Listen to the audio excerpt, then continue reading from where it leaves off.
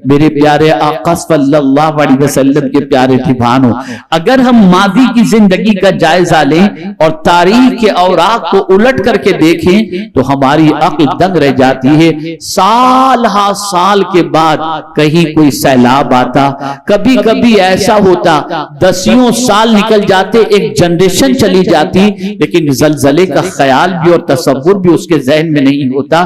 لیکن آج پوزیشن کیا ہے؟ شاید ہی کوئی سال ایسا ہو جس سال کے اندر کہیں زلزلہ نہ آتا ہو، کہیں سیلاب نہ آتا ہو، کہیں بجلی نہ گرتی ہو، کہیں جو ہے وہ بادل نہ پھٹتا ہو۔ آج سال میں کبھی 1 مرتبہ، کبھی 2 مرتبہ یہ ساری چیزیں ہو رہی ہیں اور ہم اسے محسوس کر رہے ہیں۔ لیکن آئیے میں آپ کو سمجھاؤں یہ اللہ عز و جل کیوں فرما رہا ہے، یہ اللہ عز و جل یہ سیلاب کیوں لا رہا ہے، یہ تباہیاں کیوں مچ رہی ہیں، یہ پریشانیاں کیوں ہو رہی ہیں؟ یہ آئی اوپن کرنے کے لیے، آنکھ کھولنے کے لیے کہ بندو تم سمجھتے ہو تم طاقتور ہو، تم سمجھتے ہو جیسا تم چاہو ویسا ہو جائے، نہیں نہیں، طاقتور میں ہی ہوں، میں جو چاہوں گا وہی ہوگا، جیسا چاہوں گا ویسا ہی ہوگا۔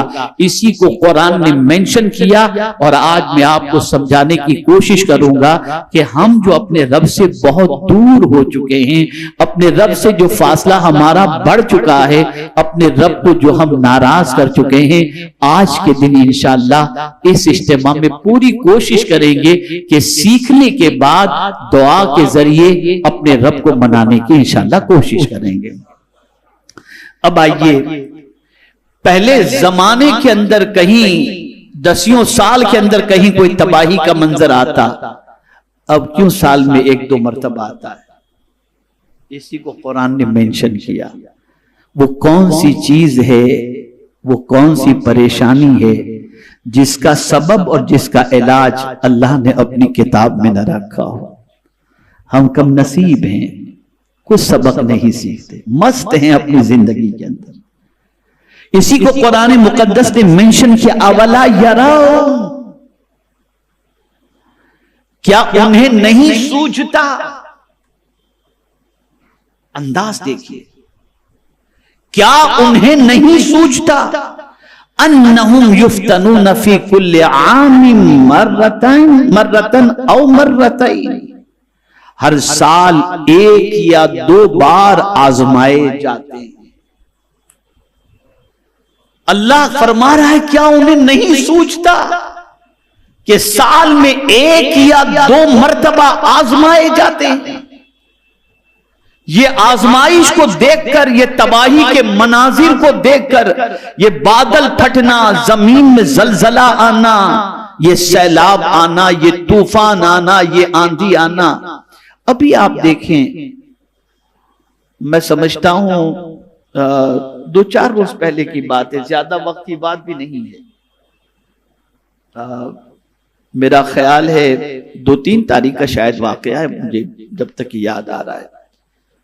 آپ نے دیکھا ہوگا ممبئی میں تیز ہوائیں چلی، درخت گر گئے، اور میں خود اس دن بامبے سینٹرل اسٹیشن سے اتر کر جب باہر نکلا تو اتنی تیز ہوا چل رہی تھی کہ مٹی اور گرد و غبار سے میرا چہرہ اٹ گیا۔ آپ نے بھی دیکھا، ہم نے بھی دیکھا، کیا سبق سیکھا ہم نے ان چیزوں کو دیکھ کر؟ میں اس دن گجرات سے آ رہا تھا، تو گجرات جب میں پہنچا تو وہاں کی سچویشن ایسی تھی کہ اتنی فصلیں تباہ ہو گئی بارش کی وجہ سے، گرمی کے موسم میں بارش کا تصور بھی نہیں، لیکن آپ دیکھیں بارش ہوئی، فصلیں کپاس کی تباہ ہوئی، درختوں سے آم گر گئے، نہ جانے کتنے نقصانات ہوئے اور کتنے آدمی۔ کیا سیکھا ہم نے اس سے؟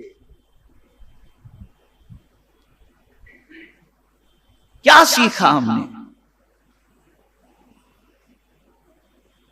قرآن کہتا ہے کیا ان کو نہیں سوچتا کہ سال میں 1 یا 2 مرتبہ آزمائے جاتے ہیں؟ اللہ آزما رہا ہے، اور یہ بات اچھی طریقے سے ذہن میں رہے، یہ جتنی بھی آزمائش ہوتی ہے یہ کسی نہ کسی سبب سے ہوتی ہے، کسی نہ کسی وجہ سے ہوتی ہے، اور اس وجہ کو دور کرنے کا طریقہ اور آزمائش میں اللہ کیوں گرفتار کرتا ہے، جس کی وجہ سے ہم وہ کام کریں جس کی وجہ سے اس آزمائش سے نکل جائیں، اللہ اس کو مینشن کرتا ہے ثم لا یتوبون ولا هم یذکرون، پھر نہ وہ توبہ کرتے ہیں نہ نصیحت مانتے ہیں۔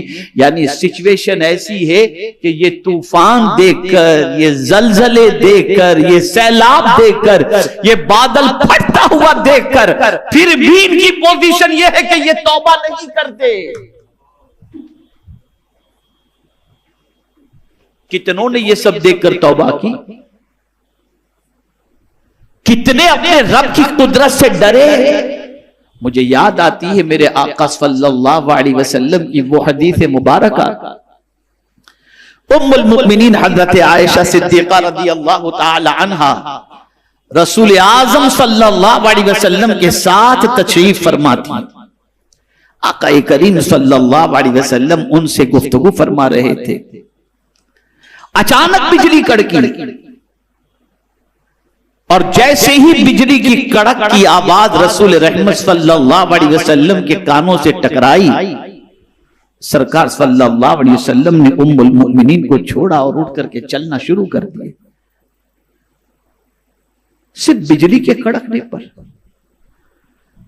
ام المؤمنین نے عرض کیا حضور، کچھ دیر کے بعد سرکار صلی اللہ علیہ وسلم جب بجلی کی کڑک ختم ہوئی تو ام المؤمنین کے قریب آئے تو ام المؤمنین نے عرض کیا یا رسول اللہ صلی اللہ تعالی علیہ وسلم، ہم اور آپ گفتگو کر رہے تھے اور آپ اچانک بجلی کی آواز سن کر اٹھ کر چلنے لگ گئے۔ ارشاد فرماتے ہیں ہاں عائشہ، مجھے لگا کہ کہیں میری امت پر آسمان سے عذاب تو نازل نہیں ہو رہا ہے۔ یہ بجلی کی کڑک کو دیکھ کر سرکار یہ سوچ رہے ہیں، اور ہمارا حال کیا ہے؟ طوفان کو دیکھ کر، سیلاب کو دیکھ کر ہم توبہ کی طرف مائل نہیں ہو رہے، ہم گناہ چھوڑ نہیں رہے، ہم اللہ کو منانے کی کوشش نہیں کر رہے۔ ہمارا حال تو اتنا برا ہو چکا کہ اب تو قبرستان جا کر کے جہاں عبرت حاصل کرنی چاہیے وہاں بھی عبرت حاصل کرنے کو ہم تیار نہیں ہیں۔ دنیا کی محبت کا غلبہ ہم پر اتنا ہو چکا ہے کہ ہم اس کی محبت کے اندر اتنے فدا اور فنا ہو چکے کہ اب بندے دنیا بن گئے، بندے آخرت نہ بن سکے۔ تو یہ ساری چیزیں اس لیے ہو رہی ہیں تاکہ ہم اللہ کی بارگاہ میں توبہ کریں، رجوع کریں۔ اللہ ہمیں دکھا رہا ہے، سال میں 2 مرتبہ ہمیں آزما رہا ہے، 1 یا 2 مرتبہ ہماری آزمائش ہو رہی ہے۔ اے رسول اعظم صلی اللہ علیہ وسلم کے دیوانوں، اب آئیے میں آپ کو بتاؤں یہ توبہ ہے کیا؟